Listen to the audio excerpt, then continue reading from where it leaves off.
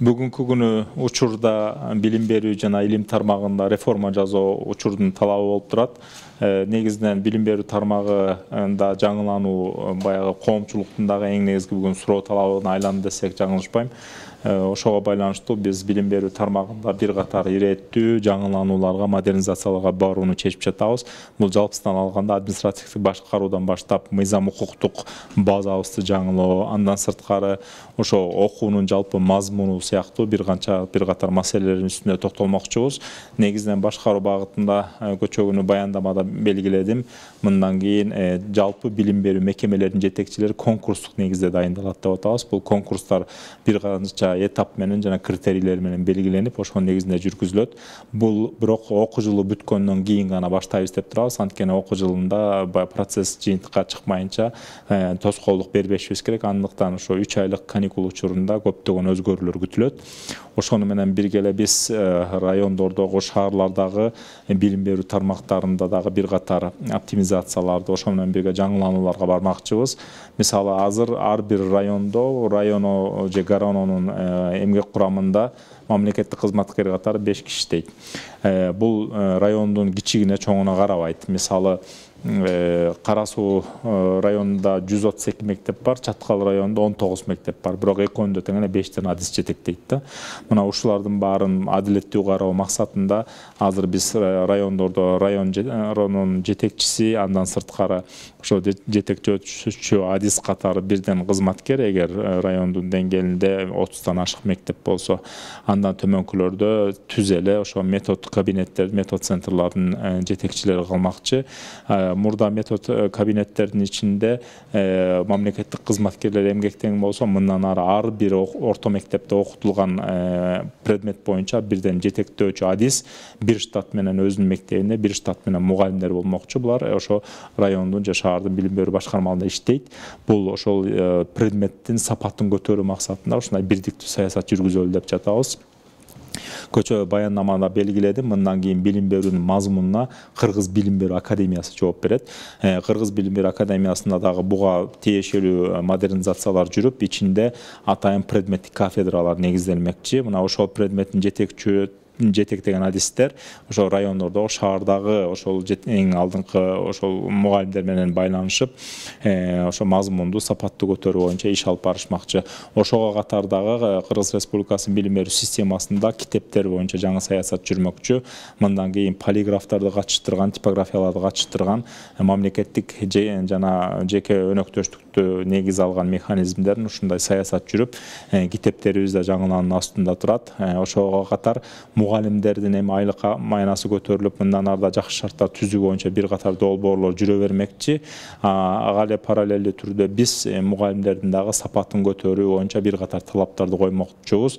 Биринчиден шарт түзүү багытында жогоруда белгиледик, биз педагогикалык багытта окуган студенттердин стипендияларын көтөрүү, ошо педагогикалык багытка келген баягы порог балдар бар, билесиздер, өтүүчү балдар, ошолерди жалпы республикалык тесттен көтөрүү маселеси, алардын кайра окуу боюнча усулдук методикалык бирикмелерин алмаштыруу жаңы талаптарга жараша, мындача айтканда жаңы муундун мугалим даярдоо маселеси турат.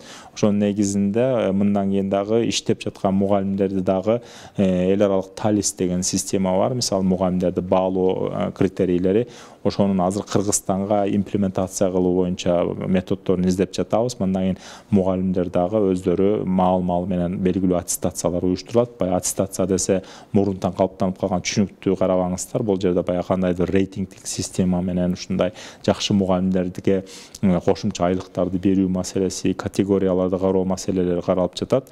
Айлыкта да байкадыңыздар болуш керек, STEM предметинде сабак берген мугалимдердин айлыктары кыйла 20%-га чейин коэффициенттер жогорулатылды. Булар математика, химия, физика, IT технологиялар боюнча мугалимдерге артыкчылыктар берилди. Ошого жараша бизде да ошо билим берүү мазмуну да өзөктүү түрдө өзгөрөт. Жакында бир айдын ичинде билим берүүнүн жаңы бирдиктүү стандартын жарыялайбыз, бекитебиз. Ошонун негизинде 12 жылдык билим деп көздөп жатабыз. 12 жылдык билим дегенде туура маалымат жетсин баягы коомчулукка. 12 жылдык билим десе дагы бир жыл кошуп окутпайбыз. Бизде билесиздер, буга чейин даярдоо деп нулевойдо окутуп келген класс бар. бар. Дүйнөлүк практиканы алып көрсөңүздөр, мамлекеттерде мындай практика жок экен. Бул 1 жылдан 12 жылга чейин окутушуп, анан 12 жылдын сертификат баягы күбөлүктөрүн, аттестаттарын беришет. Биз андай кылбаган учурда биздин бүтүрүүчүлөр бүгүн Кыргызстандын гана университеттеринде окуп аткан жери жок, Кыргызстандын гана кесипчилик окуу жайларына барышпайт. Булар дүйнөлүк Европанын, Азиянын, чыгыштын, батыштын ар кандай окуу жайларына тапшырып жатышат. Ошо көп мамлекеттерге барганда Кыргызстандагы билим 11 жылдык экен деп 12-чи жылды же толуктатып окутушат, же кандайдыр биздин министрликтен ошо далилдеген справкаларды талап кылышат. Ушул билим толук деген маанидечи. Ошондой кыйынчылыктар болбош үчүн биз и так налевойдо окутуп атабыз да. Ошону гана 12 жылдык деп иреттеп коюу боюнча демилге көтөрүп жатабыз. Бул биздин окуучулар бүтүргөндө ошо дүйнөлүк глобалдык рынокто өздөрүнүн ордун татыктуу табыш үчүн жасалып жаткан иш-чара. Бул жерде кандайдыр бир махинация кылып, же бир сааттарды көбөйтүп азайтуу кызыкчылыгы жок. Соц тармакта азыр талкуу түшүп атат. Баягы стандарттарда окутулган предметтердин жүктөмү 1 жылда 820 саатка түшөт экен деп. Мен 820 деп жарыялаган жокмун. Көчө күнү ушун туура эмес маалымат берип атышат. 854 саат деп бердим. Ошону тактап коюшум керек. 854 сааттын тегге түшүргөндө деле ошо бир 150 сааттын тегерегинде жүктөм азайып атат. Бирок жүктөм азайганда мугалимдердин айлыгы эч кандай кемибейт. Мындан кийин мугалимдердин айлыгы окладдык негизде берилет деп эдик биз саатка карабастан. Демек бул боюнча мугалимдерибиз кабатыр болбош керек. Тескерисинче биз сапатты көтөрүп, бир аз сааттарды азайтып, ошо 150 саатты көчө бүтүрүүчү баланын моделин баяндап бердим. Ошо бүтүрүүчү баланын моделинде эң негизги 4 негиз чыгып атат да. Бул 12 жылдык билими тууралуу аттестаты. Андан сырткары бала бүтүрүп атканда бир катар кесиптерге ээ болгон сертификаттар, мына ушунун саясатын баштап атабыз. Балдар жок дегенде баягы чач тараштыкты, кийим тиккенди, тамак бышырганды, баягы жөнөкөй электротехника менен иштегенди үйрөнүп чыкса, бул жаман болбойт. Эң жакшы ушу кесип болуп эсептелет. Ошолор менен катар эле биз баланы дагы эки тараптан өстүрөлү деп атабыз. Бул президентибиз урматтуу Садыр Нуркожоевичтин билесиздер, 1-указда жалпы ушул адамдын руханий өнүгүүсү тууралуу чыкпадыбы. Ошонун негизинде баланы биринчиден спорттун бир тармагынан жарым профессионал деңгээлде чеберчилигин уюштуруу, экинчиден бүтүрүүчү жарым профессионал деңгээлде искусствонун бир түрүн өздөштүрүп чыгыш керек. Мындайча айтканда, бир бала же сүрөт тартканды, же ырдаганды, же кандайдыр бир искусствонун тармагын жарым профессионал деңгээлде өздөштүрүп чыкса, мына бала канчалык мындай коомдо пайдалуу адамга айланат. Джек Манын жакшы бир сөзү бар, билесиздер, атактуу Кытай ишкери, дүйнөдөгү эң бай 10 кишинин тизмесине кирет. Бүгүн Alibaba аттуу фирмасы менен. Ошонун белгилеген жакшы сөзү бар да. Бүгүн сиздер чыгарып жаткан технология биздин мээбизди ашып кетти. Анткени компьютер адамдан бат эсептейт, катасыз эсептейт. Ал эмес, бүгүн интеллектуалдык баягы жасалма интеллекттер чыгып атат да.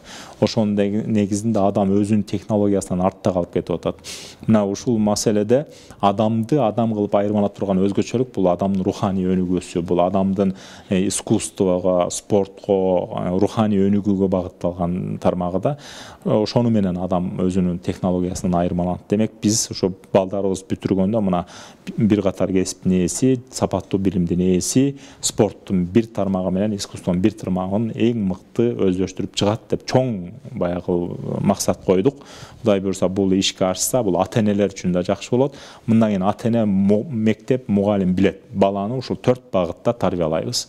Мына ушундай бир бирдиктин алкагында ошо бала жетишкен, жетилген, эмгек рыногуна даяр, эртеңки күнү дүйнөнүн бардык жерине барганда өзүнүн жолун жоготпогон, жашоосун таап, изденип кеткен бир атуулду калыптандыруу милдети турат. Ушунун негизинде жалпы реформаларды жүргүзмөкчүбүз. Кантип деген суроодо эми эле айтканыңызча, мен билгенден Устат Шакирт деген мектеп бар. Бүт республика боюнча сиз айткан өнөрдүн түрүн үйрөткөн искусство тармагы. Ошону мен айттым, жаңы эле мисалы 150 саат азайып азайып атат да, ушул 150 сааттын жүктөмүн мисалы кошумча билим берүүгө бөлөбүз.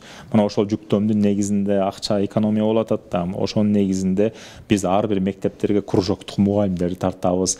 Ошол эле эркин экономикада иштеп жаткан тренерлерди, мастерлерди, искусство чеберлерин тартабыз. Мына айлыктын көтөрүлүшү менен бүгүн ал эмес мектептер договор түзүп, ошо чеберлерди 3 айга контракт түзүп, жылда бир кесипти үйрөтүү үчүн чакырышат Бишкекте. Мисалы, жакшы бир чачтараш болсо, райондун борборунан бир айылга 3 айга договор түзүп алып келип окутса болот да, мисалы. Мына ушул сыяктуу биз гибкий, мындай ийкемдүү метод менен мындан кийин ошол ишке ашырабыз бул маселени. Кошумча билим берүүгө жана кошумча өнүгүүгө мындан кийин абдан чоң басым жасайбыз. Ушунун негизинде ишке ашырабыз. 12 класс болуп калса, окуу китептери тез арада кантип өзгөрөт? Тез бул мындай мурунку система менен кете берет, бирок биз мындан кийин линейканы кайра түздөп чыгабыз. Ошондо 1ден 12ге чейин деп аттарын алмаштырып, ал эмес бүгүнкү күнү жаңы эле окуу китептери боюнча жыйналыш өттүк. Ошол жерде белгилеп атабыз, мындан кийин жалпы билим берүү системасына китептер жаңылоо маселесин карап атабыз. Анткени булар биринчиден моралдык жактан баягы эскирген, коомдогу балдардын ошо келечегине пайдасы канчалык деңгээлде тийип тийбеген, ошонун баарын азыр изилдеп атабыз да. Ошондуктан баягы балдардын талабына жараша алар келечекте кандай көндүмдөр керек болсо, ошол көндүмдөр камтылган китептер чыгыш керек болуп жатат. Ошондуктан азыр биз бир эле тармакты эмес, биз жалпы реформага баратабыз да, китепти, мугалимди, программаны, стандартты, квалификацияны көтөрүүнү, мектептин мындай жаңы куруу моделдери, мындайча айтканда комплекстүү реформа, комплекстүү жаңылануу жүрөт. Натыйжасы канча убакыттан кийин? Натыйжа бул абдан оор айтчу маселе. Мындай кээ бир мисалы административдик структуралардын өзгөрүшүнүн натыйжасын 1 жылда сезесиздер. Бул бир период менен өткөрөбүз муну мисалы, андан кийин муну ыраатка салабыз. МПАлардын түздөлүшүн буюрса бул жылдын айына чейин сезесиздер. Финансылык мына өзгөрүүлөрдү буюрса 3-5 айдын ичинде жыйынтыктайбыз. Бирок бул мазмун өзгөрүп, мазмундун ишке ашышы 2022 окуу жылын баштайбыз. Bunun жақсы инерттүүлүгүн 3-5 жылдан кийин сезилүү ошондо башталат буюрса. Бирок жалпысынан биз окуу линейка китептердин баарын 12 жылга тууралап ордуна отургуш үчүн бизге толук 10 жыл убакыт керек болот. Бул анткени китептер ордуна отуруш керек да, ошо 12 жылдык процесс өтүш керек. Бул билим берүү тилекке каршы башка тармактарда эмес, башка тармактарда мисалы результатты көрүү абдан оңой. Билим берүү тармагында башка министрликтерден башка тармактардын эң чоң айырмасы бул көзгө көрүнбөгөн мазмун, содержание менен иштейсиз. Бул балага сиңип, ал баланы аны өздөштүрүп, түшүнүп, аңдап, аны жашоосунда колдонуп баштап, бул эффект көрсөтүшү бул 3 ай, 5 айда болчу нерсе эмес. Андыктан сиздерге айтып атам, нормативдик укуктук базалар, административдик жанагы реформалар, андан сырткары ошо мектептердеги өзгөрүүлөр, лаборатория техникалардын жабдылышы, китептердин камсыздалышы бул узун мөөнөткө жеткирбей чечебиз буюрса булар. Бирок мазмундун эффект берүүсүн сурап атсаңыз, бул эми бир аз убакыт талап кылат. Жана каражат боюнча дагы сурап көп кадрланган министрлик болуп калды дебедиби? Жана айлыктардын көтөрүлүшүнөн улам айлыкты же кайсы тарапка жумшалат ошол 16 миллиард? Бул 16 миллиард бул толук эле айлыкка кошулган акча. Бирок мындан кийин баягы бере турган акча да кошумча азыр өкмөт менен сүйлөшүүлөр жүрүп атат. Бул жылга да кошумча бир 5 миллиард сомдун тегерегинде акча сурадык. Булар биринчиден мектептерде журналдар менен бор, тряпка жана керектөөчү материалдар менен камыз кылуу үчүн.